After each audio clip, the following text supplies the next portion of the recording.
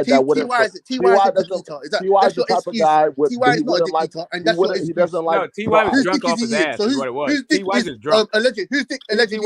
That was a drunken Bro, rant. when I say dick He was eating, he's totally dick eating lost the in the British sauce. fans. Ty No, was it's a just drunken. lost in the sauce, bro. Smoke said that was He's a dick eating the drunken British rant. fans because he came and All lied. Ty He does said is I come brought here up and race. He called me totally a race misinterpret baiter what when was I never happening. brought up race. I never You brought did. up race. He called me a race baiter. That's dick Not at eating. all. You Not did. at all. You don't have to. And You this don't. entire thing Someone. came about because we didn't big up Conor Ben enough. I never brought up race, and Connor's And black, bro. I never Conor brought Ben's up a race. shit. Sorry. This doesn't make sense, bro. Sorry, It guys. does make You niggas sense, eat but dick about and how three lie. Conor Ben people are telling you the same thing. But How are you telling me it doesn't make sense? It's three delusional bitch ass niggas who lie and say I brought up race when I never brought up You're race. the I one brought that's up a dumb nationality. bitch ass Don't worry nigga that's about that shit, delusional. bro. You Like, don't don't even even fucking worry know about nothing that about dumb your shit, own bro. fucking Like belts, you anybody punk. get the You don't playback. even know You about don't your have to own engage belts, in you that dumb punk. shit. Bro, You little it's bitch a ass. You don't even know regular about your belt. own belts. It's a You don't regular even know belt. about I your own said it belts, you wasn't one of punk. the four You can't main even belts, fucking take. bro. You can't. You don't even So take your is own that world belt a heavyweight main champion for belt? That's what I'm saying. consideration. Like, what is he even arguing about? Is that belt a main belt? It's not. So What's this why? about a main belt? It's the main belt to It is the about a main sanctioning belt. That's bodies, the not reason you. why I didn't Maybe not you. acknowledge him, Maybe bro. You not you. asked me about Because when champions, you bro. turn pro, Well, was when that you a turn trick pro, and question?